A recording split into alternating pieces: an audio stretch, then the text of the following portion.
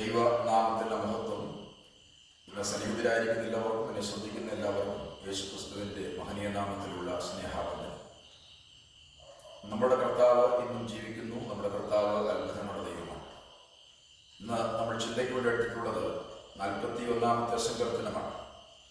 41-ാം സങ്കീർത്തനം പലർക്കും സുപരിചിതമാണ്. ഇതിലെ വാക്യങ്ങൾ സുപരിചിതമാണ്. സങ്കീർത്തനം 41-ന്റെ രചയിതാവ് ദാവീദാണെന്ന് അതിൻ്റെ ഹെഡിങ്ങിൽ തന്നെ കൊടുത്തിട്ടുണ്ട്. മാത്രമല്ല, എളിയവനെ അല്ലെങ്കിൽ ബലഹീനനെ അല്ലെങ്കിൽ രോഗിയായവനെ, ക്ഷീണിതനെ ഒക്കെ ആദരിക്കുന്നവൻ അല്ലെങ്കിൽ കരുതുന്നവൻ അല്ലെങ്കിൽ ബഹുമാനിക്കുന്നവൻ അല്ലെങ്കിൽ സ്നേഹാദരങ്ങൾ കാട്ടുന്നവൻ ഭാഗ്യവാൻ എന്നാണ് സങ്കീർത്തനം 41-ന്റെ 1-ാമത്തെ വാക്യത്തിൽ രചിച്ചിട്ടുള്ളത്. താൻ ഭാഗ്യവാൻ എന്ന് അല്ലെങ്കിൽ അനുഗ്രഹീതൻ എന്ന് ദാവീദ് പ്രഖ്യാപിക്കുമ്പോഴും ദാവീദിന് അത് ഫീൽ ചെയ്തതായിട്ട് തുടർന്നുള്ള വാക്യങ്ങൾ വായിക്കുമ്പോൾ നമുക്ക് കാണുവാൻ കഴിയുന്നില്ല. ദാവീദ് രോഗത്താൽ അശക്തനും അതുപോലെ തന്നെ മരണം കാണാൻ ശത്രുക്കൾ ചുറ്റിലും കാത്തിരിക്കുകയും ചെയ്യുന്ന ഒരു ഭീതിതമായ ഒരു രംഗമാണ് നമുക്ക് 41-ാം സങ്കീർത്തനത്തിൽ കാണുവാൻ കഴിയുന്നത്.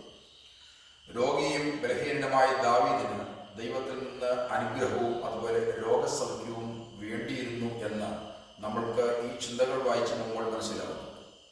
സങ്കീർത്തനം 41 നൽകുന്ന പ്രബോധനങ്ങൾ നിങ്ങൾ ശ്രദ്ധിക്കണം. സങ്കീർത്തനം 41-ന്റെ 1 മുതൽ 4 വരെയുള്ള വാക്യങ്ങൾ നമ്മൾ ശ്രദ്ധിച്ചാൽ ദൈവജനം ഇല്ലായ്മ അല്ലെങ്കിൽ ദാരിദ്ര്യം, ബലഹീനത, ധനഹീനത, രോഗം, ആപത്ത്, ഉപദ്രവം, ക്ലേശം, ദുഃഖ അവസ്ഥ, പീഡ എന്നിവയിൽ നിന്ന് ഒഴിവുള്ളവർ ആകണമെന്നില്ല എന്നുള്ളതാണ് ഈ സങ്കീർത്തനം നമ്മെ പഠിപ്പിക്കുന്ന പാഠം. എന്ന് പറഞ്ഞാൽ ഇന്ന് നമ്മുടെ ആത്മീയതയിൽ അല്ലെങ്കിൽ ആധുനിക ക്രൈസ്തവികതയിലൊക്കെ ഇന്ന് നമ്മൾ കേട്ടുവരുന്ന ചില കാര്യങ്ങളുണ്ട്. യേശുവിനെ സ്വീകരിച്ചാൽ പിന്നെ യാതൊരു ബുദ്ധിമുട്ടും വരില്ല, രോഗം ഉണ്ടാവില്ല, അസ്വസ്ഥതകൾ ഉണ്ടാവില്ല, അതുപോലെ പണത്തിന് ഞെരുക്കമുണ്ടാകില്ല എന്നൊക്കെ പറയുന്ന പുതിയ സിദ്ധാന്തങ്ങൾ ഒക്കെ നമ്മൾ കാണാൻ കഴിയുന്നുണ്ട്. അപ്പോൾ ഓർക്കണം, അങ്ങനെ നമ്മളിത് കാണുമ്പോഴും നമ്മൾ കേൾക്കുമ്പോഴുമൊക്കെ നാം തിരിച്ചറിയേണ്ട പ്രധാനപ്പെട്ട കാര്യം വിശുദ്ധ ബൈബിൾ ആ തരം കാര്യങ്ങൾ പഠിപ്പിക്കുന്നില്ല എന്നുള്ളതാണ്. എന്ന് പറഞ്ഞാൽ ഭൂമിയിൽ ജീവിക്കുമ്പോൾ കർത്താവിനെ സ്വീകരിച്ച ഒരാൾ, പ്രത്യേകിച്ച് ക്രൈസ്തവ തലത്തിൽ നമ്മൾ ശ്രദ്ധിക്കുമ്പോൾ കർത്താവിനെ സ്വീകരിച്ച ഒരാൾക്ക് പ്രതിസന്ധി വരാൻ പാടില്ലെന്നോ, അസ്വസ്ഥതകൾ വരാൻ പാടില്ലെന്നോ, രോഗം വരാൻ പാടില്ലെന്നോ എന്നൊന്നും വിശുദ്ധ ബൈബിൾ നമ്മളെ പഠിപ്പിക്കുന്നില്ല. അതാണ് പുതിയ ഒരു സിദ്ധാന്തം. പക്ഷേ എന്ത് പറയാൻ, ഇന്നും നമ്മുടെ ഇടയിൽ പലരും ഇങ്ങനെയൊക്കെ തട്ടിവിടുമ്പോൾ വിശുദ്ധ ബൈബിൾ എവിടെ നിൽക്കുന്നു, അതുപോലെ അവരുടെ പ്രഖ്യാപനങ്ങൾ അതുമായിട്ട് എന്ത് ബന്ധം എന്നൊക്കെ നാം ആലോചിക്കേണ്ടിയിരിക്കുന്നു. ഇനിയും സങ്കീർത്തനത്തിൽ നാം ശ്രദ്ധിച്ചാൽ കാണുന്ന ഭാഗം, എന്നാൽ ദൈവം അവരുടെ അവസ്ഥ പരിഗണിക്കുകയും കൃത്യസമയത്ത് അവർക്ക് വേണ്ടി കരുതി വെച്ചത് അയച്ചു കൊടുക്കുകയും ചെയ്യുന്നു എന്നുള്ളതാണ്. എന്ന് പറഞ്ഞാൽ നമ്മൾ ആഗ്രഹിക്കുന്ന തലത്തിലോ നാം ആഗ്രഹിക്കുന്ന സമയത്തോ അല്ല ദൈവത്തിന്റെ പ്രവൃത്തി. ദൈവം നമുക്ക് വേണ്ടി എന്താണോ കരുതി വെച്ചത് അത് താൻ കൃത്യസമയത്ത്, നമ്മുടെ സമയത്തല്ല, ദൈവത്തിന്റെ കൃത്യസമയത്ത് നമുക്ക് വേണ്ടി അയച്ചു തരുന്ന ദൈവമാണ്. അതുകൊണ്ട് ആ ഒരു ബോധ്യം യേശുവിനെ ആരാധിക്കുന്ന എല്ലാ ദൈവമക്കൾക്കും ഉണ്ടാകണം. പലപ്പോഴും നമ്മുടെ പ്രതിസന്ധിയുടെ വേളകളിൽ ദൈവം എന്നെ കണ്ടില്ലെന്നോ കരുതിയില്ലെന്നൊക്കെ നമ്മൾ കരുതുമ്പോഴും ദൈവത്തിന് തന്നെ പ്രവൃത്തിയുടെ ഒരു സമയമുണ്ട്, ദൈവത്തിന് തന്നെ പ്രവൃത്തിയുടെ ഒരു രീതിയുണ്ട്. ദൈവം നമുക്ക് വേണ്ടി അയച്ചു തരുവാൻ നിശ്ചയിച്ചു വെച്ചത് നമ്മുടെ കയ്യിൽ എപ്പോൾ വന്നെത്തണമെന്ന് ദൈവം തീരുമാനിച്ചിട്ടുണ്ട്. അപ്പോൾ അതൊക്കെ ഇന്ന് പ്രസംഗം കേൾക്കുന്നവർ നന്നായിട്ട് മനസ്സിലാക്കണം. 41-ാം സങ്കീർത്തനത്തിന്റെ ഉള്ളടക്കം നിങ്ങൾ ശ്രദ്ധിക്കണം. അതിന്റെ 1 മുതൽ 3 വരെയുള്ള വാക്യങ്ങൾ ബലഹീനനെ കരുതുന്നവന് ദൈവത്തിൽ നിന്ന് ലഭിക്കുന്ന കൃപാ കടാക്ഷങ്ങളാണ്. 41-ാമത്തെ സങ്കീർത്തനം 4-ാമത്തെ വാക്യത്തിൽ കുറിച്ചു വെച്ചിരിക്കുന്നത് ദൈവത്തോട് പാപം ചെയ്തു എന്ന് പറഞ്ഞ് കൃപയ്ക്കായിട്ട് സങ്കീർത്തനക്കാരെ യാചിക്കുകയാണ്. 5 മുതൽ 9 വരെയുള്ള വാക്യങ്ങളിൽ ശത്രുക്കളുടെ ചിന്താഗതികളും കൂട്ടുകെട്ടുകളും അതുപോലെ പരിഹാസങ്ങളുമാണ്. 41-ാം സങ്കീർത്തനത്തിന്റെ 10 മുതൽ 13 വരെയുള്ള വാക്യങ്ങൾ ദൈവപ്രസാദം ലഭിക്കുമ്പോൾ ഉണ്ടാകുന്ന സമൂല വ്യതിയാനങ്ങളാണ്. അപ്പോൾ ഓർക്കണം, നമ്മൾ സങ്കീർത്തനത്തിന്റെ ഇടഭാഗങ്ങളിലേക്ക് എത്തുമ്പോൾ അവിടെ പ്രതികൂലാവസ്ഥകൾ, അതുപോലെ വാക്ഷരങ്ങൾ, ശത്രുവിന്റെ ചിന്ത, പരിഹാസം, അതുപോലെ അവരുടെ ചിന്താഗതികൾ ഒക്കെ നമ്മൾ കാണുമ്പോഴും സങ്കീർത്തനത്തിന്റെ അവസാന ഭാഗത്തേക്ക് എത്തുമ്പോൾ ദൈവപ്രസാദം ലഭിക്കുമ്പോൾ ഉണ്ടാകുന്ന സങ്കുലമായ വ്യതിയാനങ്ങൾ കുറച്ച് സ്ഥലങ്ങളിൽ മാത്രമല്ല എല്ലാ മേഖലകളിലും ഉണ്ടാകുന്ന സമൂല വ്യതിയാനത്തെ കുറിച്ചാണ് ഈ സങ്കീർത്തനം പ്രഖ്യാപിക്കുന്നത്. ഇനി സങ്കീർത്തനം 41-ന്റെ 9-ാമത്തെ വാക്യത്തിലേക്ക് വരുന്നു. അതിന് മുൻപ് ഞാൻ കാര്യം പറയുന്നു. നിങ്ങൾ ഈ സങ്കീർത്തനത്തിന്റെ ചില വരികൾ വായിച്ചാൽ ഇത് മശിഹൈക സങ്കീർത്തനമാണ്, അല്ലെങ്കിൽ നമ്മുടെ രക്ഷിതാവും കർത്താവുമായ യേശുക്രിസ്തു എന്ന, അല്ലെങ്കിൽ ക്രിസ്റ്റോസ് എന്ന് പറയുന്ന, അഭിഷിക്തൻ എന്ന് പറയുന്ന, മശിഹായ് എന്ന് പറയുന്ന അദ്ദേഹത്തെ കുറിച്ച് പരാമർശിച്ചിട്ടുള്ള വിശുദ്ധ ബൈബിളിലെ സങ്കീർത്തനങ്ങളിൽ ഒന്നാണ് 41-ാമത്തെ സങ്കീർത്തനം. സങ്കീർത്തനം 41-ന്റെ 9-ാമത്തെ വാക്യം: ഞാൻ വിശ്വസിച്ചവനും എന്റെ അപ്പം തിന്നവനുമായ എന്റെ പ്രാണസ്നേഹിതൻ പോലും എന്റെ നേരെ കുതികാൽ ഉയർത്തിയിരിക്കുന്നു. വളരെ വിചിത്രമായ രീതിയിലുള്ള ഒരു എഴുത്തും ഭാവവുമാണ് നമ്മൾക്ക് ഈ സങ്കീർത്തനത്തിൽ കാണുന്നത്. ഇതിന്റെ വരികൾ നമ്മുടെ സാധാരണ ചിന്തകളിലോ നമ്മുടെ നാട്ടുനടപ്പിലോ രീതികളിലോ കാണാത്ത ചില കാര്യങ്ങളായതുകൊണ്ട് നമ്മൾക്ക് ഒരു വേള പെട്ടെന്ന് മനസ്സിലാക്കുവാൻ ബുദ്ധിമുട്ടുള്ള കാര്യമാണ്. ഞാൻ അതിന്റെ ഇംഗ്ലീഷിലെ 2 പരിഭാഷകളുടെ ഇവിടെ ഞാൻ വായിച്ചു കേൾപ്പിക്കുന്നു. KJV എന്നുള്ള പരിഭാഷയാണ് ആദ്യം വായിക്കുന്നത്. Yeah, mine own familiar friend, in whom I trusted, which did eat of my bread, hath lifted up his heel against me. എന്ന് പറഞ്ഞാൽ അവിടെ പറയുന്നത്, എനിക്ക് സുപരിചിതനായ എന്റെ സ്നേഹിതൻ, ഞാൻ നന്നായിട്ട് ആശ്രയം വെച്ച എന്റെ ഉറ്റ സ്നേഹിതൻ, അല്ലെങ്കിൽ എനിക്ക് പരിചിതനായ സ്നേഹിതൻ, എന്റെ അപ്പം തിന്നവൻ, അല്ലെങ്കിൽ എന്റെ ഭക്ഷണം കഴിച്ചവൻ എനിക്ക് നേരെ കുതികാൽ ഉയർത്തിയിരിക്കുന്നു, അല്ലെങ്കിൽ ഹീൽ ഉയർത്തിയിരിക്കുന്നു എന്നാണ് KJV-യിൽ കൊടുത്തിരിക്കുന്ന ഒരു ഭാഷ. എന്നാൽ ന്യൂ ഇന്റർനാഷണൽ വേർഷനിൽ കൊടുത്തിരിക്കുന്ന ഒരു ഭാഷയുടെ ഞാൻ വായിച്ചു കേൾപ്പിക്കാം. Even my close friend, someone I trusted, one who shared my bread, has turned against me. ഈ പരിഭാഷയിൽ അല്പം വ്യത്യസ്തമായിട്ടാണ് കൊടുത്തിരിക്കുന്നത്. എന്ന് പറഞ്ഞാൽ എന്റെ ഏറ്റവും ഉറ്റ സ്നേഹിതൻ, എന്റെ ഏറ്റവും അടുത്ത സ്നേഹിതൻ, ഞാൻ നന്നായിട്ട് അവനെ ശരണം വെച്ചവൻ അല്ലെങ്കിൽ ആശ്രയിച്ചവൻ, എന്റെ ബ്രെഡ്, എന്റെ ഭക്ഷണം ഞാൻ ഷെയർ ചെയ്തവൻ അല്ലെങ്കിൽ പങ്കുവെച്ചവൻ എനിക്ക് നേരെ തിരിഞ്ഞിരിക്കുന്നു എന്നാണ് ഇവിടെ പറയുന്നത്. അപ്പോൾ ഓർക്കണം, ഈ സങ്കീർത്തന ഭാഗം നമ്മൾ വായിക്കുമ്പോൾ ഞാൻ പറഞ്ഞല്ലോ, യേശുക്രിസ്തുവിനെ കുറിച്ച് പറയുന്ന സങ്കീർത്തനം അല്ലെങ്കിൽ മിശിഹായിക സങ്കീർത്തനമാണ് എന്ന് ഞാൻ പറഞ്ഞു.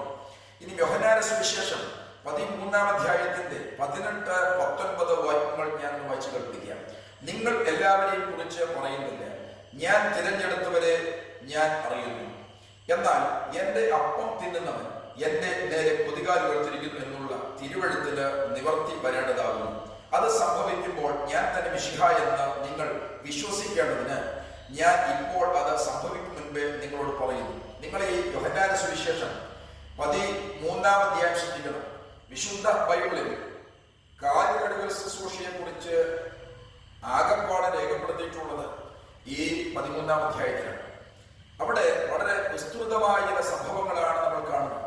അതായത് യോഹന്നാന്റെ സുവിശേഷം 13, 14, 15, 16, 17 ഒക്കെ വാക്യങ്ങൾ, 18 അധ്യായങ്ങൾ നമ്മൾ വായിക്കുമ്പോൾ അത് പെസഹയുടെ രാത്രി നടന്ന കാര്യങ്ങളാണ്.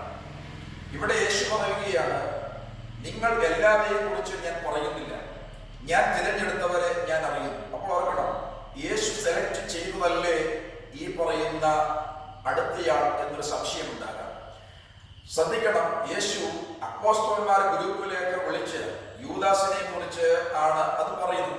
അപ്പോൾ ഓരോ യോഹന്നാൻ രേഖപ്പെടുത്തിയിരിക്കുന്നത് ഈ പറയുന്ന 41-ാം സങ്കീർത്തനം 9-ാമത്തെ വാക്യം നമ്മൾ വായിച്ച അതേ ഭാഗം ഉദ്ധരണിയായിട്ട് കൊടുത്തിരിക്കുകയും എന്റെ അപ്പം തിന്നുന്നവൻ എന്റെ നേരെ കുതികാൽ ഉയർത്തിരിക്കുന്നു എന്നുള്ള തിരുവെഴുത്ത് നിവർത്തിയാകേണ്ടതാകുന്നു.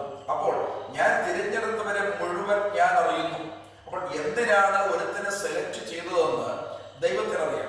എന്റെ ശബ്ദം കേൾക്കുന്ന പ്രിയപ്പെട്ടവർ മനസ്സിലാക്കണം, നിങ്ങളെ എന്ത് ദൗത്യം ചെയ്യുവാൻ, ഏത് തരത്തിൽ കർത്താവിനോട് പ്രയോജനപ്പെടുവാനാണ് നിങ്ങളെ തിരഞ്ഞെടുത്തത് എന്ന് വ്യക്തമായിട്ട് നിങ്ങൾ അറിഞ്ഞിരിക്കണം. ഇവിടെ യേശു പറഞ്ഞത്, ഞാൻ തിരഞ്ഞെടുത്തവരെ എല്ലാവരെയും എനിക്കറിയാം, എന്നാൽ അതിന്റെ അകത്ത് തന്നെ എന്റെ അപ്പം തിന്നുന്നവൻ എന്റെ നേരെ കുതികാൽ ഉയർത്തിയിരിക്കുന്നു എന്നുള്ള തിരുവെഴുത്ത് നിവർത്തിയാകണം. അപ്പോൾ യേശു വെറുതെ അല്ല ഭൂമിയിലേക്ക് വന്നു. യേശു കുരിശിൽ കിടക്കുമ്പോഴും പറഞ്ഞൊരു കാര്യമാണ്, സകലവും നിവർത്തിയായി. ഇറ്റ് ഈസ് ഫിനിഷ്ഡ് എന്ന് പറഞ്ഞാൽ എല്ലാം നിവർത്തിയായതല്ല.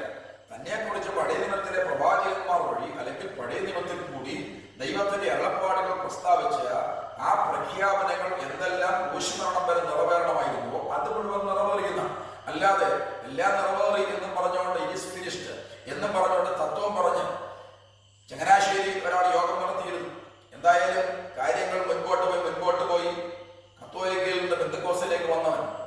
വിശ്വാസം മൂത്ത് തിരിഞ്ഞ് കത്തോലിക്കയിലേക്ക് പോയി. അപ്പോൾ ഞാൻ പറഞ്ഞത്, ഞാനെന്ന് ചോദിച്ചൊരു ചോദ്യമുണ്ട്, എല്ലാം നിവർത്തിയായി അതുകൊണ്ട് ഉപവസിക്കണ്ട എന്ന് പറഞ്ഞ് ആണ്. ഞാനതിന്റെ മറുപടി ചോദിച്ചു ഇതാണ്, എല്ലാം നിവർത്തിയായെങ്കിൽ പിന്നെന്തിനാണ് സഭായോഗം നടത്തുന്നത്? എല്ലാം നിവർത്തിയായെങ്കിൽ പിന്നെന്തിനാണ് നിങ്ങൾ ഈ ഉണർവ്യോഗം നടത്തുന്നത്? എല്ലാം നിവർത്തിയായെങ്കിൽ പിന്നെന്താണ് നിങ്ങൾ ഈ ശുശ്രൂഷകൾ നടത്തുന്നത്? എല്ലാം നിവർത്തിയായി എന്ന് പറഞ്ഞ് കൈകെട്ടി നിങ്ങൾ ഇരുന്നാൽ പോരെ? അപ്പോൾ എല്ലാം നിവർത്തിയായി എന്ന് പറയുമ്പോൾ എവിടെ വരെ നിവർത്തിയായി എന്ന് വായനക്കാരും കേൾവിക്കാരും നന്നായിട്ട് മനസ്സിലാക്കണം. യേശുക്രിസ്തുവിന്റെ കുരിശുമരണം വരെ നിറവേറണമെന്ന് പഴയനിയമത്തിലെ പ്രവാചകന്മാർ വഴി ദൈവം അരുളപ്പാട് കൊടുത്ത ആ അരുളപ്പാടുകൾ നിവർത്തിയായി എന്നാണ് യേശു പറഞ്ഞത്. ഇനി നമ്മൾ അതിന്റെ അടുത്ത ഭാഗം ശ്രദ്ധിക്കണം. യേശു പറഞ്ഞത് അത് സംഭവിക്കുമ്പോൾ ഞാൻ തന്നെ മിശിഹായെന്ന് നിങ്ങൾ വിശ്വസിക്കേണ്ടതിന് ഞാൻ ഇപ്പോൾ അത് സംഭവിക്കും മുമ്പേ നിങ്ങളോട് പറയും. അപ്പോൾ എല്ലാം കഴിയുമ്പോൾ ഞാൻ അങ്ങനെയൊക്കെ ആലോചിച്ചായിരുന്നു ചിന്തിച്ചായിരുന്നു എന്നൊന്നുമല്ല, മുൻകൂട്ടി കാണുവാനും അല്ലെങ്കിൽ എന്താണ് സംഭവിക്കാൻ പോകുന്നതെന്ന് ആരംഭത്തിൽ അവസാനം അറിയാവുന്ന ദൈവമാണ് നമ്മുടെ കർത്താവ്. ആ യേശു പറയുകയാണ്, ഞാൻ മിശിഹായാണ് നിങ്ങൾ മനസ്സിലാക്കുക എന്ന് പറഞ്ഞാൽ ഞാനാണ് നിങ്ങൾ ദീർഘവർഷങ്ങളായി നോക്കിപ്പാർത്തിരുന്ന അഭിഷിക്തൻ എന്ന് നിങ്ങൾക്ക് മനസ്സിലാകും. ഇനിയും യഹൂദന്മാർ മിശിഹായെ നോക്കിക്കൊണ്ടിരുന്നു, അല്ലെങ്കിൽ വരുവാൻ കാത്തിരുന്നു. പക്ഷേ മിശിഹ വന്നപ്പോൾ അവർക്ക് മനസ്സിലായില്ല. നമ്മൾ യോഹന്നാന്റെ സുവിശേഷം 1-ാം അധ്യായത്തിന്റെ 11-ാമത്തെ വാക്യത്തിൽ വായിക്കുന്നത് ഇങ്ങനെയാണ്. യോഹന്നാൻ രേഖപ്പെടുത്തിയിരിക്കുന്നത്, അവൻ സ്വന്തത്തിലേക്ക് വന്നു, സ്വന്തക്കാരോ അവനെ കൈക്കൊള്ളില്ല. അപ്പോൾ ഓർക്കണം, യേശു വന്നത് അക്ഷരീകമായിട്ട് ഭൂമിയിൽ അവതാര ജനനം നടക്കുമ്പോൾ യേശു യഹൂദനായി, അല്ലെങ്കിൽ യഹൂദ ഗോത്രത്തിൽ പിറന്നവനാണ്, ഇസ്രായേലിനാണ്. പക്ഷേ താൻ സ്വന്തത്തിലേക്ക് വന്നു, ഇസ്രായേലിലേക്ക് വന്നു. പക്ഷേ തന്റെ ജനം തന്നെ ഉൾക്കൊണ്ടില്ല. അതിന്റെ കാരണം മോശ വഴി ദൈവം പറയുന്ന ഒരു അരുളപ്പാടുണ്ട്, ഞാൻ നിങ്ങളുടെ സഹോദരന്മാരുടെ ഇടയിൽ നിന്ന് ഒരു പ്രവാചകനെ എഴുന്നേൽപ്പിക്കും എന്ന് പറഞ്ഞു. അവര് ദീർഘവർഷങ്ങളായി അതിനു വേണ്ടി കാത്തിരുന്നു. പക്ഷേ കാലം കഴിയുന്തോറും അവരുടെ സംവിധാനങ്ങളും രീതികളും മാറുന്നതനുസരിച്ച് അവർ അതിന് ചേഞ്ച് വരുത്തിക്കൊണ്ടിരുന്നു. അവർക്ക് അന്ന് വേണ്ടിയിരുന്നത് BC 64 അവരുടെ സ്വരാജ്യത്തിന്റെ സ്വതന്ത്രമായ പൂർണ്ണ അധികാരം നഷ്ടപ്പെട്ടു. അത് റോമാക്കാർ കൈയടക്കിയതാണ്. എന്നാൽ അവർക്ക് കീഴടങ്ങി, റോമാക്കാർ കീഴടങ്ങി ഭരണം നടത്തുവാനുള്ള അവകാശമുണ്ടായിരുന്നു. അങ്ങനെ അവർ ഭരിക്കുമ്പോൾ അവർക്ക് വേണ്ടിയിരുന്നത് അവരുടെ രാജ്യം റോമാക്കാരുടെ കയ്യിൽ നിന്ന് പിടിച്ച് എടുത്ത് അല്ലെങ്കിൽ യുദ്ധം ചെയ്ത് റോമാക്കാരെ തോൽപ്പിച്ച് അവരുടെ സ്വതന്ത്ര അധികാരം അവർക്ക് ലഭിക്കത്തക്ക നിലയിൽ ഉള്ള, അല്ലെങ്കിൽ അങ്ങനെ യുദ്ധം ചെയ്ത് അവരുടെ രാജ്യം തിരിച്ചു വാങ്ങിക്കൊടുക്കുന്ന ഒരു പൊളിറ്റിക്കൽ മെസ്സേജ അല്ലെങ്കിൽ ഒരു രാഷ്ട്രീയ മിശിഹായായിരുന്നു വേണ്ടിയത്. പക്ഷേ യേശു വന്നത് അവർ വിശ്വസിച്ചതോ അവർ കണക്ക് കൂട്ടിയതോ അവർ ഡിസൈൻ ചെയ്തതോ രീതിയിലല്ല. ഇന്നും എന്നെ ശബ്ദം കേൾക്കുന്ന പ്രിയപ്പെട്ടവരോട് ഞാൻ ഒരു കാര്യം കൂടെ പറയാം. ദൈവത്തിന്റെ പ്രവൃത്തിക്ക് വേണ്ടി നമ്മൾ ഡിസൈൻ ഉണ്ടാക്കി കൊടുക്കണ്ട. നമ്മൾ ഡിസൈൻ ചെയ്ത വഴിയിൽ കൂടി ദൈവം വരുമെന്ന പലരും മൗഢ്യമായി ചിന്തിക്കുമ്പോൾ ഒരു കാര്യം നിങ്ങൾ ഇന്ന് രാത്രി മനസ്സിലാക്കണം. നമ്മൾ നിശ്ചയിക്കുന്ന പോലെയല്ല ദൈവത്തിന്റെ പ്രവൃത്തികൾ സംഭവിക്കുക. ദൈവത്തിന്റെ പ്രവൃത്തികൾ വളരെ വ്യത്യസ്തങ്ങളാണ്. അതുകൊണ്ട് ദൈവത്തിന്റെ പ്രവൃത്തി എപ്പോഴാണ് സംഭവിക്കുക എന്ന് നമുക്ക് നേരത്തെ മുൻകൂട്ടി അറിയാൻ കഴിയുന്ന കാര്യമല്ല. എപ്പോഴാണോ ദൈവം നമുക്കൂടെ പ്രവർത്തിക്കാൻ നിശ്ചയിച്ചത്, അത് എങ്ങനെയാണോ ദൈവം ചെയ്യുവാൻ നിശ്ചയിച്ചത്, അവണ്ണം പ്രാപിക്കേണ്ടതിന് ഉള്ള ഒരു ക്രമീകരണവും അതിനുള്ള കാത്തിരിപ്പുമാണ് നമ്മുടെ ജീവിതത്തിൽ ഉണ്ടാകേണ്ടത്. അപ്പോൾ ഓർക്കണം, യേശു പറഞ്ഞത്, നിങ്ങളിൽ ഒരുത്തൻ അല്ലെങ്കിൽ എന്റെ അപ്പം തിന്ന് പ്രാണസ്നേഹിതൻ എനിക്ക് നേരെ കുതികാലെടുത്തിരിക്കുന്നുള്ള ആ ഒരു പ്രവചനം നിറവേറണം. ഇനി യോഹന്നാന്റെ സുവിശേഷം 6-ാം അധ്യായം 70-71 വാക്യങ്ങൾ ഞാൻ വായിച്ചു കേൾപ്പിക്കാം. യേശു അവരോട്, നിങ്ങളെ 12 പേരെ ഞാൻ തിരഞ്ഞെടുത്തില്ലയോ, എങ്കിലും നിങ്ങളിൽ ഒരുത്തൻ ഒരു പിശാചാകുന്നു എന്ന് ഉത്തരം പറഞ്ഞു. ഇത് അവൻ ശീമോൻ ഇസ്കറിയോത്യാവിന്റെ മകനായ യൂദയെ കുറിച്ച് പറഞ്ഞു. ഇവൻ 12 പേരിൽ ഒരുവൻ എങ്കിലും അവനെ അല്ലെങ്കിൽ യേശുവിനെ കാണിച്ചു കൊടുക്കുവാൻ ഉള്ളവനായിരുന്നു. നിങ്ങൾ ഈ ഭാഗം ശ്രദ്ധിക്കുമ്പോൾ ഒരു കാര്യം വ്യക്തമായിട്ട് മനസ്സിലാക്കണം. യേശു ക്രിസ്തു ഇവിടെ എന്താണ് പറയുന്നത്? ഇതിന്റെ പിന്നാമ്പുറം എന്താണ്? 6-ാം അധ്യായത്തിൽ ശ്രദ്ധിച്ചാൽ 5 അപ്പം കൊണ്ട് 5000 പുരുഷന്മാരെയും ബാക്കി വരുന്ന സ്ത്രീകളെയും കുട്ടികളെയും യേശു പോഷിപ്പിച്ചു. അതിനുശേഷം യേശു പറയുന്ന പ്രസ്താവനകൾ ശ്രദ്ധിക്കണം. ഞാൻ സ്വർഗത്തിൽ നിന്ന് ഭൂമിയെ ജീവിപ്പിക്കുവാൻ ഇറങ്ങി വന്ന ജീവന്റെ അപ്പമാകുന്നു. മനുഷ്യവർഗന്റെ മാംസം തിന്നാതെയും മനുഷ്യവർഗന്റെ ചോര കുടിക്കാതെയും ഇരിക്കുന്നവരിൽ ജീവനില്ല.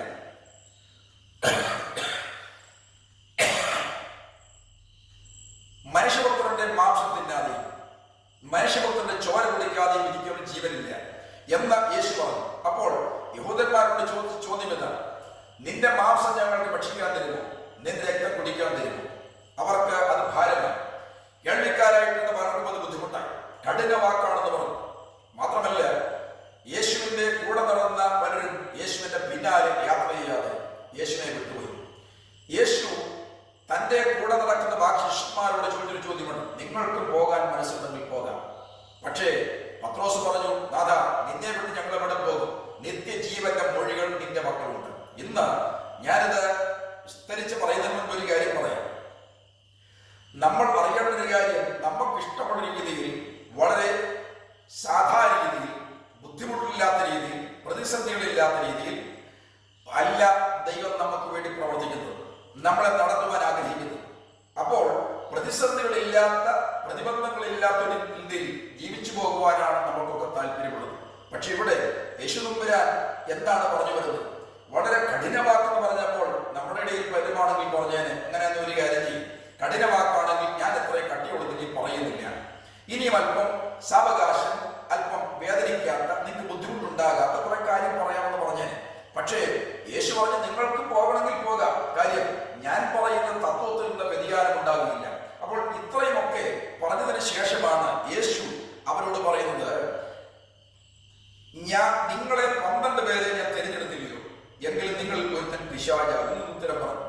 യേശു വളരെ കൃത്യമായിട്ട് പറയുകയാണ്, നിങ്ങളിൽ ഒരുത്തനെ ഞങ്ങൾ 12 പേരെ തിരഞ്ഞെടുത്തില്ല, പക്ഷേ അറിയാൻ വയ്യാഞ്ഞിട്ട് അബദ്ധം പറ്റി തിരഞ്ഞെടുത്തതല്ല, നിങ്ങളൊരുത്തൻ പിശാചാകുന്നു എന്ന് യേശു നേരിട്ട് പറഞ്ഞു. അത് യോഹന്നാനെ കുറിച്ച് വെച്ചിരിക്കുന്നത് ശീമോൻ ഇസ്കറിയോത്താവിന്റെ മകനായ യൂദയെ കുറിച്ച് പറഞ്ഞു. ഇവൻ 10 പേരിൽ ഒരുവൻ എങ്കിലും യേശുവിനെ കാണിച്ചു കൊടുക്കുവാൻ ഉള്ളവനായിരുന്നു. അപ്പോൾ ഓർക്കണം, യേശുവിന്റെ 12 ശിഷ്യന്മാരിൽ ഒരുവനായി അവരുടെ ഇടയിലെ മാന്യനായി യൂദാസ് ജീവിക്കുമ്പോഴും അവന്റെ ഉള്ളം വായിക്കുവാൻ, അവൻ എന്താകുമെന്ന് അറിയുവാനൊക്കെ കഴിയുന്ന ഒരാൾക്ക് മാത്രമേ ഉള്ളൂ. അവരുടെ കൂടെ നടന്ന ഒരാളാണെന്ന് മാത്രമേ ബാക്കി ശിഷ്യന്മാർക്ക് അറിയത്തുള്ളൂ. പക്ഷേ യൂദാസ്, നമ്മുടെ ഭാഷയിൽ പറഞ്ഞാൽ, ഈ ചതിവ് കാണിക്കുമെന്ന് അവർക്കറിയില്ല. പക്ഷെ യേശുവിന് എന്താണ് സംഭവിക്കാൻ പോകുന്നത് മുൻകൂട്ടി അറിയാം. അതുകൊണ്ടാണ് യേശു പറഞ്ഞത്, നിങ്ങളിൽ ഒരുവൻ പിശാചാകുന്നു. അപ്പോൾ നിങ്ങൾ മനസ്സിലാക്കണം, ഈ പറയുന്ന രീതിയിൽ യേശുവിന്റെ പിന്നാലെ പലരും സഞ്ചരിക്കുമ്പോഴും എന്നെ കേൾക്കുന്ന ശ്രോതാക്കളെ എന്ന് പറയാം, നമ്മൾ നല്ലവരെന്ന് വിചാരിച്ചവരും അതുപോലെ പൗത്രരെന്ന് വിചാരിച്ചവരും ഒക്കെ ആരാണെന്ന് മനസ്സിലാക്കുവാൻ യേശുവിന് മാത്രമേ കഴിയൂ. ഒരു മനുഷ്യന്റെ സ്വഭാവ വൈശിഷ്ട്യങ്ങളെയും അവന്റെ വ്യക്തിത്വത്തെയും പൂർണ്ണമായിട്ട് അറിയുവാൻ കഴിയുന്നത് ലോകത്തിലെ പ്രസിദ്ധന്മാരായ മനഃശാസ്ത്രജ്ഞന്മാർക്കല്ല. അവരാരും മോശക്കാരല്ല. പക്ഷേ മനഃശാസ്ത്രം പഠിച്ചവർ മോശക്കാരല്ല, മനഃശാസ്ത്രജ്ഞന്മാർ മോശക്കാരല്ല. പക്ഷേ അവരെല്ലാവരും മനുഷ്യരാണ്.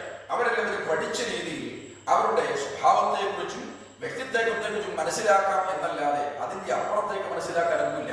എന്നാൽ ഒരു മനുഷ്യൻ എന്താണ് എന്ന് കൃത്യമായിട്ട് അറിയാവുന്നത് നമ്മുടെ രക്ഷകനും കർത്താവുമായ യേശുക്രിസ്തുവിനാണ്. ഇവിടെ നിങ്ങൾ ശ്രദ്ധിക്കേണ്ട ഒരു കാര്യമാണ്, യേശുക്രിസ്തുവിന്റെ ശിഷ്യന്മാരിൽ ജന്മസ്ഥലം ഇന്നതെന്ന രീതിയിൽ ബൈബിളിൽ വരച്ചു കാട്ടിയ ഒരാൾ മാത്രമേ ഉള്ളൂ, അല്ലെങ്കിൽ പേരിന്റെ കൂടെ എപ്പോഴും പറഞ്ഞുകൊണ്ടിരുന്ന ഒരാൾ മാത്രമേ ഉള്ളൂ. അത് യൂദാസ്, അല്ലെങ്കിൽ നമ്മൾ ഇസ്കരിയോത്തെ യൂദാവ് എന്ന് വിളിക്കുന്ന അദ്ദേഹമാണ്. ഇസ്കരിയോത്ത് അല്ലെങ്കിൽ ക്വിരിയോത്ത് അല്ലെങ്കിൽ കെരിയോത്ത് എന്ന് പറയുന്ന സ്ഥലം യെരൂശലേമിന് തെക്കുള്ള അല്ലെങ്കിൽ യഹൂദ്യയിലെ ഒരു പട്ടണമാണ്. എന്ന് പറഞ്ഞാൽ യഹൂദ്യയിലുള്ള യെരൂശലേം എന്ന് പറഞ്ഞ ക്യാപിറ്റലിൽ നിന്ന് താഴേക്ക് പോകുന്ന തെക്ക് ഭാഗത്തുള്ള ഒരു പട്ടണമാണ് ഈ പറയുന്ന ഇസ്കരിയോത്ത് എന്ന് പറയുന്നത്. അപ്പോൾ ബാക്കി ശിഷ്യന്മാർ എല്ലാവരും ഗലീലക്കാരാണ്. അപ്പോൾ ശ്രദ്ധിക്കണം, യേശുവിന്റെ 12 പ്രധാന ശിഷ്യന്മാരിൽ യൂദാസ് ഒഴികെ ബാക്കി എല്ലാവരും ഗലീലക്കാരും, അതുപോലെ യൂദാസ് മാത്രം യഹൂദ്യ എന്ന് പറയുന്ന തെക്കൻ രാജ്യത്തുള്ള ആളുകളാണ്. യോഹന്നാന്റെ സുവിശേഷം 13-ാമത്തെ അധ്യായം 26-27 വാക്യങ്ങൾ ശ്രദ്ധിക്കണം. ഞാൻ അപ്പക്കണ്ണം മുക്കിക്കൊടുക്കുന്നവൻ തന്നെ എന്ന് യേശു ഉത്തരം പറഞ്ഞു. കണ്ണം മുക്കി ശീമോൻ ഇസ്കറിയോത്താവിന്റെ മകനായ യൂദയ്ക്ക് കൊടുത്തു. അപ്പോൾ നിങ്ങൾ ഈ ഭാഗം ശ്രദ്ധിക്കണം. ഈ ഭാഗം വായിക്കുമ്പോൾ ഇത് കർത്തൃമേശയല്ല, ഇത് പെസഹായാണ്. കാര്യം പെസഹായിക്കാണ് അപ്പക്കണ്ണം മുക്കിക്കൊടുക്കുന്നത്, കർത്തൃമേശയ്ക്ക് അപ്പക്കണ്ണം മുക്കിക്കൊടുക്കുന്ന രീതിയില്ല.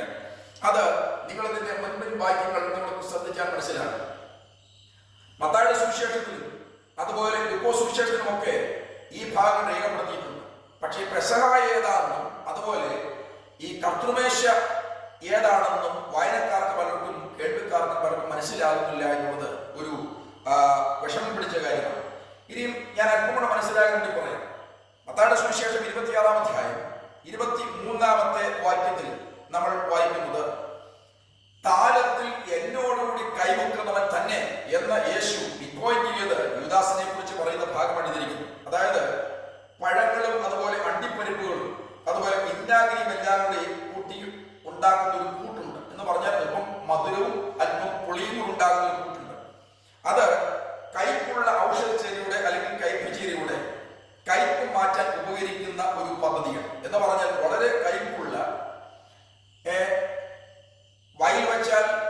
ഉൾക്കൊള്ളാൻ ബുദ്ധിമുട്ടുള്ള കൈപ്പിച്ചീന.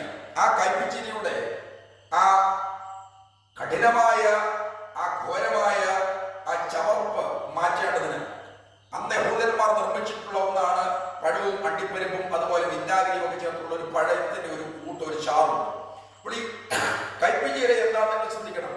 ഈ ഇസ്രായേലരുടെ പൂർവ്വപിതാക്കന്മാർ ഈജിപ്തിൽ അനുഭവിച്ച കൈപ്പേറിയ അടിമത്തത്തെ കുറിച്ച് പറയുവാൻ വേണ്ടി അല്ലെങ്കിൽ പറയാതെ പറയുന്ന ഒരു സംവിധാനമാണ് ഈ കൈപ്പിച്ചീര എന്ന് പറയുന്നത്. എന്ന് പറഞ്ഞാൽ അവർ ഈ കൈപ്പിച്ചീര ഉപയോഗിക്കുന്നതിന് അവരുടെ പലതും അവരുടെ ലാക്ഷണികമായ അർത്ഥത്തിൽ വരുന്നതാണ്, അക്ഷരികമായ അർത്ഥത്തിൽ വരുന്ന സംവിധാനങ്ങളാണ്. അത് അവർ പറയുമ്പോൾ മനസ്സിലാക്കണം. അവരിത് കാണിക്കുന്നത് അവരുടെ പൂർവ്വപിതാക്കന്മാർ ഈ ഈജിപ്തിലാണ് 215 വർഷം അടിമകളായി പാർത്ത് അടിമവേല ചെയ്ത് ധാരാളം അടികളും ഉപദ്രവങ്ങളും പീഡകളും സഹിച്ച് ആ കൈപ്പേറിയ അടിമത്തത്തെ ദ്യോതിപ്പിക്കുന്ന അല്ലെങ്കിൽ വരച്ചു കാട്ടുന്ന ഒരു സംവിധാനം ആണ് ഈ പറയുന്ന കൈപ്പിച്ചീര എന്ന് പറയുന്നത്. ഇനി മത്തായിയുടെ സുവിശേഷം 26-ാം അധ്യായം 49-50 വാക്യം. യൂദാസ് യേശുവിന്റെ അടുക്കൽ വന്നു, റബ്ബി വന്ദനം എന്ന് പറഞ്ഞ് അവനെ ചുംബിച്ചു. യേശുവിനോട്, സ്നേഹിത, വന്ന കാര്യം എന്ത്? അപ്പോൾ ഓർക്കണം, യേശുവിനെ യൂദാസ് വെട്ടിക്കൊടുക്കുവാനും വേണ്ടി പോകുന്ന സമയത്ത് നിങ്ങൾ 13-ാമത്തെ അധ്യായത്തിൽ യോഹന്നാനിൽ ശ്രദ്ധിക്കണം. അവിടെ നമ്മൾ കാണുന്ന ഒരു ഭാഗമുണ്ട്. യൂദാസ് ഈ അപ്പക്കണ്ണം വാങ്ങി യേശുവിനോട് പറഞ്ഞു, നീ ചെയ്യുവാനുള്ളത് വേഗം ചെയ്യുക. അപ്പോൾ ബാക്കി ശിഷ്യന്മാർ കാര്യം പിടകിട്ടാതിരിക്കുകയാണ്. അവർ വിചാരിച്ചത് അവിടെ പെസഹ പെരുന്നാൾ നടക്കുകയല്ലേ, എന്തെങ്കിലും വാങ്ങുവാൻ വേണ്ടി അവരെ പറഞ്ഞു അയച്ചാൽ, എന്ന് പറഞ്ഞാൽ യൂദാസിന്റെ കയ്യിലാണല്ലോ പണക്കിഴിയിരിക്കുന്നത്, അതുകൊണ്ട് അവനാണ് പ്രശ്നം. അതുകൊണ്ട് അവനോട് എന്തെങ്കിലും വാങ്ങുവാൻ വേണ്ടി അല്ലെങ്കിൽ യേശുവിന്റെ സംഘത്തിലുള്ളവർക്ക് വേണ്ടി വാങ്ങുവാൻ വേണ്ടി അവനെ പറഞ്ഞു വിട്ടു എന്നാണ് ബാക്കി ശിഷ്യന്മാർ ഓർത്തത്. പക്ഷേ യേശു അവൻ ചെയ്ത സകല കാര്യങ്ങളും യേശു പറഞ്ഞിട്ടുണ്ട്. യൂദാസ് ഈ പറയുന്ന യഹൂദ മേലാളന്മാരോടും അതുപോലെ മഹാപുരോഹിതന്മാരോട് തർക്കിക്കുകയും വാദിക്കുകയും ചെയ്ത് അവനെ കാണിച്ചു തന്നാൽ എന്ത് തരാം. അപ്പോൾ അങ്ങനെയാണ് ബാർഗെയിൻ ചെയ്ത് 30 വെള്ളിക്കാശ് അവൻ വാങ്ങുന്നു. 30 വെള്ളിക്കാശ് അന്നത്തെ കാലത്തെ ഒരു അടിമയുള്ള വിലയാണ്. രണ്ടാമത്തെ കാര്യം അദ്ദേഹം മറ്റൊരു വ്യാഖ്യാനം ചെല്ലു പറയുന്നുണ്ട്. അതായത് 30 വർഷം വരെയും യേശു യാതൊരു ഉപദ്രവവും ചെയ്തില്ല. കാര്യം യേശു ശുശ്രൂഷയ്ക്ക് വേണ്ടി ഇറങ്ങുന്ന മുമ്പുള്ള 30 വർഷങ്ങൾ. അതുകൊണ്ട് അതിനെ കണക്കാക്കി 30 വെള്ളിക്കാശ് കൊടുത്തു എന്ന് ചിലർ വാദിക്കുന്നു. എന്നുമാകട്ടെ, അന്നത്തെ കാലത്തെ ഒരു അടിമയുടെ വിലയാണ് 30 വെള്ളിക്കാശ്. ഈ പണമൊക്കെ ബാർഗെയിൻ ചെയ്ത് അദ്ദേഹം വാങ്ങി. പക്ഷേ ഈ ബാർഗെയിനിൽ വാങ്ങിയപ്പോൾ രഹസ്യമായി യേശുവിന്റെ സംഘത്തിൽ നിന്ന് അവൻ ആരും അറിയാതെ രക്ഷപ്പെട്ട് അവൻ പോയി ഈ പറയുന്ന യേശുവിനെതിരായി മന്ത്രിക്കുന്ന, യേശുവിനെ ഒടുക്കുവാൻ ശ്രമിക്കുന്ന അവരുമായിട്ട് കൂട്ടുകെട്ടുണ്ടാക്കിയത് യേശു അറിഞ്ഞില്ല എന്നാണ് യൂദാസ് ഓർക്കുന്നത്. പക്ഷേ അവൻ പോയ സകല വഴികളും അവൻ ചെയ്ത ചർച്ചകളും അവന്റെ സംഭാഷണവുമെല്ലാം യേശു കണ്ടുകൊണ്ടിരിക്കുകയാണ്. കാരണം യേശു എല്ലാം അറിയുന്നവനാണ്, യേശു ദൈവമാണ്. ഇന്നും എന്നെ ശ്രദ്ധിക്കുന്നവരോട് പറയാം, വളരെ രഹസ്യമായി അങ്ങനെ ചില കാര്യങ്ങൾ ചെയ്യുമ്പോൾ യേശു കണ്ടില്ല, യേശു കേട്ടില്ല എന്ന് ആരും ഓർക്കരുത്. എല്ലാം അറിയുന്നവൻ, എല്ലാം കാണുന്നവനാണ് നമ്മുടെ കർത്താവ്. അപ്പോൾ യൂദാസ് ഈ പണമൊക്കെ വാങ്ങി. എന്തിനാണ് യൂദാസിനെ തന്നെ അവർ തിരഞ്ഞെടുക്കുവാൻ കാരണം? വേറെ ആരെയും കിട്ടിയില്ലേ? അതിന് കാരണം നിങ്ങൾ ശ്രദ്ധിക്കണം. യേശുവിന്റെ സംഘത്തിലുള്ള ഒരുവനെ പിടിച്ചാൽ യേശുവിന്റെ സകല നീക്കങ്ങളും യേശു ഉടക്കെ പോകുന്നതായിട്ട് മനസ്സിലാക്കും. ഇന്ന് അവനെ ശ്രദ്ധിക്കുന്നവരോട് ഞാൻ പറയാം, കർത്താവിനെ ആരാധിക്കുന്നവരുടെ ഇടയിൽ നിന്ന് പലരുടെയും സാത്താൻ പല മനുഷ്യരെയും കൊണ്ട് പിടിച്ച് അവരുടെ കൂട്ടാളികളായി മാറ്റുകയും ഒന്നും അറിയാത്തവരെ പോലെ ആരാധനക്കൊണ്ടിരിക്കുകയും ചെയ്യുമ്പോൾ അത് ശുശ്രൂഷകന്മാരുടെയും അതുപോലെ വിശ്വാസികളിലും ഒക്കെ ഇങ്ങനെയുള്ളവരുണ്ട്. അവർ സാത്താന്റെ കൂട്ടാളികളാണ്, യേശുവിന്റെ സഭയ്ക്കെതിരാണ്. പക്ഷേ അക്ഷരികമായ നോട്ടത്തിൽ ആർക്കും അവരുടെ മനസ്സ് വായിക്കാൻ 100% അറിയാൻ വയ്യാത്തത് കൊണ്ട് അവരുടെ നീക്കങ്ങളെ നമുക്ക് മനസ്സിലാകില്ല. പക്ഷെ ഒരു കാര്യം ആര് മനസ്സിലാക്കിയില്ലെങ്കിലും കാണുന്ന ഒരു കർത്താവുണ്ട് എന്നാണ് നാം തിരിച്ചറിയേണ്ടത്. അതിന് ന്യായവിധി ഉണ്ടാകും എന്ന് യൂദായുടെ ചരിത്രം നമ്മളെ പഠിപ്പിക്കുന്നുണ്ട്.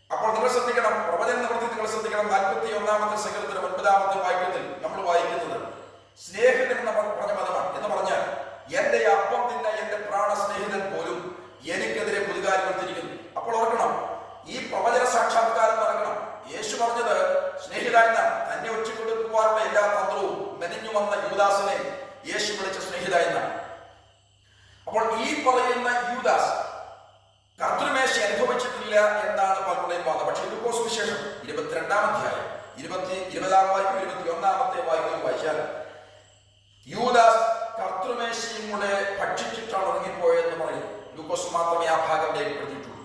എന്ന് പറഞ്ഞാൽ യൂദാസ് കർത്തമേശയെടുത്ത് ജീവിക്കാൻ വേണ്ടിയല്ല. കേൾവിക്കാർക്ക് അറിയാമായിരിക്കാം, എലിവക്ഷം എലിയെടുത്തോണ്ട് ഓടുന്നത് അതിന് ദീർഘനാൾ ജീവിക്കാൻ വേണ്ടിയല്ല. എലിവക്ഷം എടുത്തുകൊണ്ട് പോകുന്ന ആ എലി ചാകുമെന്നുള്ളത് ഉറപ്പാണ്. അപ്പോൾ അങ്ങനെയെങ്കിൽ യൂദാസ് കർത്തമേശ എടുത്തു എന്ന ഒരൊറ്റ ആ ഒരു കാര്യം കൊണ്ട് യൂദാസ് നിത്യജീവനിലേക്ക് പോകും എന്നൊന്നും ആരും വിചാരിക്കരുത്. അപ്പോൾ എടുത്തത് യേശു കൊടുക്കത്തില്ലെന്ന് പറഞ്ഞിട്ട് അവനവിടെ കൊണ്ട് യേശു അവന് കൊടുത്തു. ഇനി ഞാൻ ഇത്രയും നേരം പറഞ്ഞത് ജൂദാസ് യേശുവിനെ ഒറ്റിക്കൊടുത്തതും അതിന്റെ ചില രീതികളും. എന്നാൽ അടുത്തൊരു ഭാഗത്തേക്ക് നിൽക്കും. പത്രോസിനെ കുറിച്ചുള്ള ഭാഗമാണ് ഞാൻ പറഞ്ഞത്. മർക്കോസ് വിശേഷം 14-ാം അധ്യായം അതിന്റെ 30-ാമത്തെ വാക്യം ശ്രദ്ധിക്കണം. അവിടെ രേഖപ്പെടുത്തിയിരിക്കുന്നത്, കോഴി 2 വട്ടം കൂവും മുമ്പേ നീ എന്നെ 3 വട്ടം തള്ളിപ്പറയും എന്നാണ്. മിക്ക ആൾക്കാരും പലപ്പോഴും പറച്ചിലിൽ പറഞ്ഞുവിടുന്നത് നീ എന്നെ 3 വട്ടം തള്ളിപ്പറയും, അല്ലെങ്കിൽ ഇന്ന് 3 വട്ടം കോഴി കൂവുന്നതിന് മുമ്പ് നീ എന്നെ 3 വട്ടം തള്ളിപ്പറയണം. പക്ഷെ യേശു പറഞ്ഞ ഭാഗം ശ്രദ്ധിക്കണം. കോഴി 2 വട്ടം കൂവും മുമ്പേ നീ എന്നെ 3 വട്ടം തള്ളിപ്പറയും. ലൂക്കോസ് വിശേഷം 22-ാം അധ്യായം അതിന്റെ 34-ാമത്തെ വാക്യത്തിലും മർക്കോസ് വിശേഷം 14-ാം അധ്യായത്തിന്റെ 72-ാമത്തെ വാക്യത്തിലൊക്കെ നിങ്ങൾക്ക് ഇത് തന്നെ കാണാം. അപ്പോൾ എന്താണ് ഈ കോഴി കൂവുക എന്ന് പറയുന്നത്? അപ്പോൾ നമ്മൾ സാധാരണ വിചാരിക്കുന്നത് കോഴി കൂവുക, കോക്രോ എന്ന് പറഞ്ഞാൽ കൂവൻ കോഴി കൂവുക എന്ന് തന്നെയാണ് അവിടെ രേഖപ്പെടുത്തി വെച്ചിരിക്കുന്നത്. ചിലടത്ത് റോസ്റ്റർ എന്ന് പറഞ്ഞ പദം ഉപയോഗിച്ചിട്ടുണ്ട്. അപ്പോൾ ചില പരിഭാഷകൾ അപ്പോൾ റോസ്റ്റർ ക്രോസ് എന്ന് പറയുന്ന അല്ലെങ്കിൽ കോഴി കൂവുക, കൂവൻ കോഴി കൂവുക എന്ന് പറയുന്നത് നമുക്ക് അവിചാരിതമായിട്ടോ തെറ്റായിട്ടോ ഒന്നും നമുക്ക് തോന്നാറില്ല. കാര്യം നാം ജീവിക്കുന്ന കേരള മണ്ണിലുമൊക്കെ കോഴിയുണ്ട്. അതുകൊണ്ട് സ്വാഭാവികമായിട്ട് കോഴി കൂവുക എന്ന് പറഞ്ഞാൽ കോഴി കൂവുന്നു എന്ന് മാത്രമേ നമുക്ക് ചിന്തിക്കാറുള്ളൂ സാധാരണയായി. പക്ഷേ നാം ആ ഭാഗം ശ്രദ്ധിക്കണം. എന്താണ് ഈ കോഴി കൂവുക എന്ന് പറയുന്നത്? യഹൂദർക്ക് നിഷിദ്ധ ജീവിയായിരുന്നു കോഴി എന്ന് ഓർക്കണം. 2, റോമാക്കാരും കോഴിയെ വളർത്തിയിരുന്നില്ല. അപ്പൊ പിന്നെ യെരൂശലേമിൽ എങ്ങനെയാണ് കോഴി കൂവുക എന്നാണ് നമ്മൾ ആലോചിക്കേണ്ടത്. അപ്പോൾ ഈ കോഴി കൂവുക എന്ന് പറയുന്നതിന് ഉള്ള 1-ാമത്തെ ഭാഗം ഞാൻ പറയാം. അന്ന് യെരൂശലേം ദേവാലയത്തിൽ യാഗാദി കർമ്മങ്ങൾ രാവിലെ ആരംഭിക്കുന്നതിന് മുൻപ് ഈ പറയുന്ന പുരോഹിത വർഗം അവിടേക്ക് വന്ന് യാഗാദി കർമ്മങ്ങൾ തുടങ്ങുന്നതിന് മുൻപ് തലേദിവസം ചെയ്തു വെച്ചിരുന്ന ആ യാഗത്തിന്റെ ആ ശാരവും മറ്റും കൂടെ കിടപ്പുണ്ട്. അത് പുരോഹിത വർഗം വന്ന ശുശ്രൂഷ ആരംഭിക്കുന്നതിന് മുൻപ് ആ യാഗപീഠം ക്ലീൻ ആക്കുവാൻ വേണ്ടി കുറെ പേര് ഏൽപ്പിച്ചിട്ടുണ്ട്. അതിനുവേണ്ടി അതിരാവിലെ മുഴക്കുന്ന കാഹള ശബ്ദം ആണ് ഇത് എന്നൊരു വ്യാഖ്യാനമാണ്. എന്നാൽ നിങ്ങൾ അടുത്ത ഭാഗം ശ്രദ്ധിക്കണം. എന്താണ് ഇതിന്റെ കൃത്യമായ സംവിധാനം? നമ്മൾ സെപ്റ്റുവജന്റിൽ അല്ലെങ്കിൽ ഗ്രീക്ക് ഓൾഡ് ടെസ്റ്റ്മെന്റിൽ നിങ്ങൾ ശ്രദ്ധിച്ചാൽ കോഴി കൂവുക എന്നതിനെ കൊടുത്തിരിക്കുന്ന ആ പദം അലക്സാന്ദ്രോഫോനിയ എന്ന് പറയുന്ന പദമാണ്. എന്ന് പറഞ്ഞാൽ അവിടെ കോഴിക എന്ന് പറഞ്ഞ ഗ്രീക്ക് ഓൾഡ് ടെസ്റ്റ്മെന്റിൽ സെപ്റ്റുവജന്റിൽ കൊടുത്തിരിക്കുന്ന, ഇനിയും ലത്തീൻ വൾഗേറ്റിൽ അല്ലെങ്കിൽ കത്തോലിക്കൻ ഔദ്യോഗിക ബൈബിളിൽ ലത്തീൻ കൊടുത്തിരിക്കുന്നത് ഗലിസേനിയം എന്നാണ്. അപ്പോൾ ഈ 2 വാക്കും നിങ്ങൾ കാര്യമായിട്ട് ഒന്ന് ഓർത്തിരിക്കണം. എന്റെ കേൾക്കാം. പീലാത്തോസ് പാർത്തിരുന്ന അന്റോണിയ കൊട്ടാരത്തിൽ പട്ടാളക്കാരുടെ ഡ്യൂട്ടി മാറുന്നതിന് രാത്രിയിൽ 9 മണിക്കും 12 മണിക്കും അതിരാവിലെ 3 മണിക്കും അതുപോലെ രാവിലെ 6 മണിക്കും 4 പ്രാവശ്യം ബ്യൂഗിൾ ശബ്ദം അല്ലെങ്കിൽ കാഹളം മുഴക്കുന്ന രീതിയുണ്ട്. എന്ന് പറഞ്ഞാൽ നിങ്ങൾ ശ്രദ്ധിക്കേണ്ട ഭാഗമുണ്ട്. അലക്സാന്ദ്രോഫോനിയ എന്ന് പറയുന്ന ആ വാക്കിന് കോഴി കൂവുക എന്ന ഒരു ചെറിയ അർത്ഥമുണ്ട്. അപ്പോൾ ഞാൻ ഗ്രീക്കാണ് പറഞ്ഞത്. അപ്പോൾ ഈ വാക്ക് മലയാളത്തിലേക്ക് പരിഭാഷപ്പെടുത്തിയപ്പോഴും ഇംഗ്ലീഷിലേക്ക് പരിഭാഷപ്പെടുത്തിയപ്പോഴും കോഴി കൂവുക എന്നും ഇതിനർത്ഥമുള്ളത് കൊണ്ട് സ്വാഭാവികമായിട്ട് നമ്മൾ മനസ്സിലാക്കണം, കോഴി കൂവുക എന്ന് പറഞ്ഞാൽ നമ്മുടെ നാട്ടിൽ പൂവൻ കോഴി കൂവുക എന്ന് പറയുന്ന അതേ അർത്ഥത്തിൽ തന്നെ ആണ് വ്യാഖ്യാനത്തിൽ വന്നത്. പക്ഷേ നിങ്ങൾ ശ്രദ്ധിക്കണം, ഈ പറയുന്ന യേശു പറഞ്ഞത് എന്താണ്? കയ്യാഫാവിന്റെ അരമനയിൽ യേശുവിനെ വിധിക്കുന്ന അവസരം നിങ്ങളത് വായിച്ചു നോക്കണം. മത്തായിയുടെ സുവിശേഷം 26-ാം അധ്യായത്തിന്റെ 75-ാമത്തെ വാക്യം വായിച്ചു നോക്കണം. കയ്യാഫാവിന്റെ അരമനയിൽ വെച്ചാണ് ഈ സംഭവം നടക്കുന്നത്. അതായത് കയ്യാഫാവിന്റെ അരമന എന്ന് പറയുന്നത് ഈ പീലാത്തോസിന്റെ കൊട്ടാരത്തിൽ നിന്ന് 250 വാര അകലം മാത്രമേ ഉള്ളൂ. അപ്പോൾ അവിടെ ഡ്യൂട്ടി മാറി വരുന്ന പട്ടാളക്കാർക്ക് കൃത്യസമയത്ത് ഡ്യൂട്ടിക്ക് കയറേണ്ടതിനും ഒരുത്തൻ ഡ്യൂട്ടി കഴിഞ്ഞ് ഇറങ്ങിപ്പോകുന്നതിനും വേണ്ടി രാത്രി 9 മണിക്കും അതുപോലെ പാതിരാത്രി 11 മണിക്കും പുലർക്കാലം 3 മണിക്കും രാവിലെ 6 മണിക്കും 4 പ്രാവശ്യം ബ്യൂഗിൾ ശബ്ദം കൊടുക്കും. എന്ന് പറഞ്ഞാൽ ഓരോ നാഴിക, ഒരു നാഴിക എന്ന് പറഞ്ഞാൽ 3 മണിക്കൂറാണ്. അപ്പോൾ യേശു പറഞ്ഞത് ഇന്ന് കോഴി 2 വട്ടം പോകുന്നതിന് മുമ്പ് നീ എന്നെ 3 പ്രാവശ്യം തള്ളിപ്പറയുന്ന എന്ന് പറഞ്ഞാൽ നിങ്ങൾ മനസ്സിലാക്കണം, ആദ്യം കോഴി കൂകുക, അല്ലെങ്കിൽ അലക്സാന്ദ്രോഫോണിയ അല്ലെങ്കിൽ ഗലസേനിയം എന്ന് പറയുന്ന അത് മുഴങ്ങുന്നത് ഒന്നാമത് രാത്രി 9 മണിക്കാണ്. അപ്പോൾ ഒന്നാമത് കോഴി കൂകി. 2 രാത്രി 11 മണിക്കാണ്. അപ്പോൾ രണ്ടാമത് കോഴി കൂകി. അപ്പോൾ യേശു പറഞ്ഞതിന്റെ അർത്ഥം എന്താണ്? ഇന്ന് രാത്രിയിൽ 12 മണി അല്ലെങ്കിൽ ഇന്ന് പാതിരാത്രി 12 മണിയാകുന്നതിന് മുമ്പ് നീ എന്നെ തള്ളിപ്പറയും എന്നാണ് യേശു ഈ പറഞ്ഞതിന്റെ അർത്ഥം. അപ്പോൾ മനസ്സിലാക്കണം, യേശുവിന്റെ വാക്കുകൾ തെറ്റിയില്ല. പത്രോസ് 3ാമതും അറമ്പറ്റി യേശുവിനെ പ്രയാഗി. ഇനി ശ്രദ്ധിക്കേണ്ട ഒരു കാര്യമുണ്ട്. യൂദാസിന് ചെയ്യാൻ കഴിഞ്ഞത് യേശുവിനെ കാണിച്ചു കൊടുക്കുക, ബിട്രേ ചെയ്യുകയാണ്, ഒറ്റിക്കൊടുക്കുക. പക്ഷേ പത്രോസ് ചെയ്ത് ഓർക്കണം, പത്രോസ് ചെയ്തത് അതിദാരുണമായി യേശുവിനെ എനിക്കറിയില്ല എന്ന് പറഞ്ഞുകൊണ്ട് ആ മനുഷ്യൻ എനിക്കറിയില്ല എന്ന് പറഞ്ഞ് പ്രയാഗുവാൻ തുടങ്ങി. അപ്പോൾ അവർക്ക് ഇതിൽ ഏതാണ് വലുത്? ഒറ്റിക്കൊടുത്തതിനേക്കാളും വലിയത് യേശുവിനെ പ്രയാഗി എനിക്കറിയില്ലെന്ന് പറഞ്ഞതാണ്. പക്ഷേ നിങ്ങളൊരു കാര്യം മനസ്സിലാക്കണം, യൂദാസിനെ പറ്റിയ അബദ്ധം നിങ്ങൾ ഓർക്കണം. അവൻ ചെയ്ത കാര്യം പ്രവചന നിർമ്മതി സംഭവിക്കണമെങ്കിലും അവൻ നോർമലായി ചെയ്യേണ്ടത് മറ്റൊരു കാര്യമായിരുന്നു. അത് യേശുവിനോടാണ് ആ പാപം വെച്ച് പറയേണ്ടത്. കാര്യം പലരുടെയും പാപം ക്ഷമിച്ചു കൊടുക്കുന്ന യൂദാസ് കാണുന്നുണ്ട്. പക്ഷേ വിശാചകന്റെ മനസ്സിൽ കടന്നു. അതുകൊണ്ട് അവന്റെ ചിന്തകളെല്ലാം വേറെയാണ്. അവൻ മഹാപുരോഹിതന്മാരോട് പറഞ്ഞു, ഞാൻ കുറ്റമില്ലാത്ത രക്തത്തെ ഒറ്റിക്കൊടുത്തു, അതുകൊണ്ട് ഞാൻ കുറ്റം ചെയ്തു. അവരോട് ഞങ്ങൾക്ക് എന്നാ വേണം, നീ തന്നെ കാര്യം നോക്കിയോ, കാര്യം നീ തന്നെ പണം വാങ്ങിച്ചിട്ട് നീ വിട്ടുതരാമെന്ന് പറഞ്ഞതാണ്. അതുകൊണ്ട് അതിന് ഞങ്ങളിപ്പോ എന്താ വേണം? അവൻ ചെയ്തത് ഒരു കയർ വാങ്ങി അതിൽ കെട്ടിയാൻ ചേർത്തു. അപ്പോസ്തലരുടെ ആരംഭ ഭാഗത്ത് വായിക്കുന്നത് കയറ് കൊണ്ട് താഴെയുള്ളവന്റെ കുടലെല്ലാം തെറിച്ചു പോയെന്നാണ്. അപ്പോൾ ഓർക്കണം, ഈ പറയുന്ന സംഭവത്തിൽ യൂദാസ് അവസാനിക്കുമ്പോൾ പത്രോസിന്റെ പ്രത്യേകത 3ാമത്തെ പ്രാവശ്യവും കോഴി കൂകി. യേശു കയ്യാഫാവിന്റെ അരമനയിൽ നിന്ന് വിസ്താരം നടന്നുകൊണ്ടിരിക്കുമ്പോൾ യേശു തിരിഞ്ഞ പത്രോസിനെ നോക്കി. 2 പ്രാവശ്യം കോഴി കൂകുന്ന അവസരത്തിൽ നീ എന്നെ തള്ളിപ്പറയുമെന്ന് പറഞ്ഞ ആ പ്രവചന സാക്ഷാത്കാരം നടന്നു. എല്ലാവരും തള്ളിപ്പറഞ്ഞാൽ ഞാൻ എന്നെ തള്ളിപ്പറയുന്നതൊക്കെ പത്രോസ് വലിയ വീര്യസ്യമൊക്കെ പറഞ്ഞെങ്കിലും പത്രോസിന് പിടിച്ചു നിൽക്കാൻ കഴിഞ്ഞില്ല. ഇന്ന് രാത്രി ഒരു കാര്യം പറഞ്ഞു, ഇന്ന് എന്നെ ശ്രദ്ധിക്കുന്ന പ്രിയപ്പെട്ടവർ മനസ്സിലാക്കണം, നമ്മുടെ ജീവിതത്തിൽ നമ്മൾ പറയുന്ന വാശിയേറിയ വാക്കുകൾ കൊണ്ടല്ല നമ്മൾ പിടിച്ചു നിൽക്കുന്നത്. എനിക്കതിന് ത്രാണിയുണ്ട്, എനിക്ക് കഴിവുണ്ട് എന്നൊക്കെ പറഞ്ഞ് വീരസം പറയുമ്പോഴല്ല, കർത്താവേ എനിക്കൊണ്ട് കഴിവില്ല എന്ന് നിർത്തണമേ എന്ന് പ്രാർത്ഥിക്കുവാനുള്ള കടപ്പാട് നമ്മൾക്കുണ്ട്. അപ്പോൾ പത്രോസ് യേശുവിനോട് വളരെ ധൈര്യത്തോടെ പറഞ്ഞു, എല്ലാവരും നിന്നെ വിട്ടുപോയാലും എല്ലാവരും നിന്നെ തള്ളിപ്പറഞ്ഞാലും എന്നെ നിനക്കറിയാമല്ലോ, ഞാൻ നിന്റെ കൂടെ വലിയ കാര്യത്തിൽ കൂടെ നടന്നയാളാണ്, അതുകൊണ്ട് ഞാൻ നിന്നെ തള്ളിപ്പറയില്ല. പക്ഷേ ഈ വാക്കുകളൊന്നും അന്ന് സംഭവിച്ചില്ല. യേശുവിന്റെ വാക്കുകൾ നിറവേറി. പത്രോസ് യേശുവിനെ 3ാമത്തെ ആവർത്തിയും തള്ളിപ്പറഞ്ഞു. ഉടനെ കോഴി കൂകി.